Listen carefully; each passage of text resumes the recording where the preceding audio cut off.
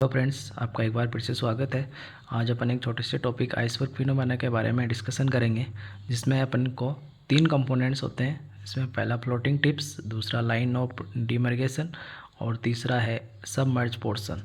तो इसमें जो फ्लोटिंग टिप्स होता है उसमें क्या होता है कि डायग्नोसिस केस होते हैं, क्लिनिकल केस होते हैं, अपरेंट केसेस होते हैं, जो कि फिजिशियन के द्वारा उनको देखा गया है और उन पर डिजीज़ है वो डायग्नोस की गई है।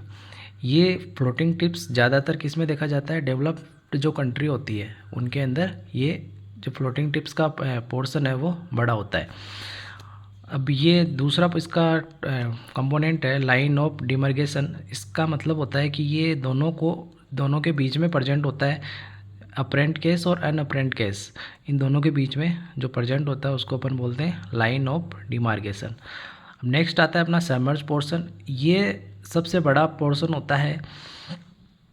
जो डेवलपिंग कंट्रीज होती है जैसे भारत है, उनमें ये पोर्शन सबसे बड़ा होता है। सबमर्ज पोर्शन का मतलब होता है कि इनमें हिडन केसेस होते हैं, अनडायग्नोस केसेस होते हैं, एसिम्टोमेटिक केसेस होते हैं, इनअपरेंट केसेस होते हैं, जिनको क्या है कि फिजिशियन के द्वारा देखा नहीं गया है।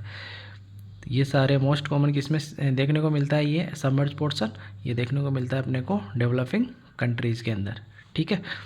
अब इसमें से क्वेश्चन जो एग्ज़ाम में आते हैं वो डायरेक्ट आते हैं कि सबमर्ज पोर्शन से आप में क्या क्या आते हैं, जैसे अनडायग्नोस कैसे, इंजन कैसे, जिन ये ऑप्शन में आते हैं तो अपने को इनमें से चूज करना है। ठीक है।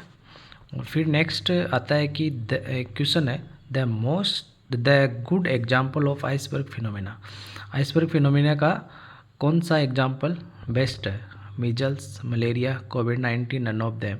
तो इसके अंदर जो कोविड-19 है वो इसका बेस्ट एग्जाम्पल है। अगर इसकी जगह अगर टीबी होता तो भी वो उसका बेस्ट एग्जाम्पल होता। ठीक है।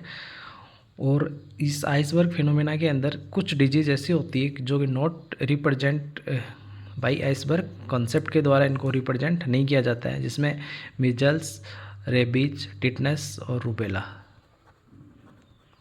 ये डिजीज़ होती है जिसको अपन आइसबर्ग फिनोमेना के द्वारा रिप्रेजेंट नहीं कर सकते।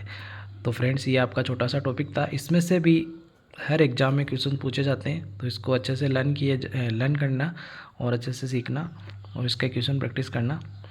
और इसी प्रकार के क्विक रिवीजन के लिए चैनल को सब्सक्राइब करना, शेयर करना। Thank you.